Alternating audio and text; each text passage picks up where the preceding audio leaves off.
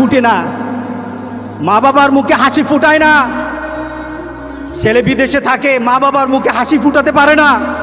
ছেলে ভালো চাকরি করে, মা বাবার মুখে হাসি ফুটাতে পারে না। ছেলের ঘরে ভালো রান্না থাকে, মা বাবা সন্তুষ্ট হতে পারে না।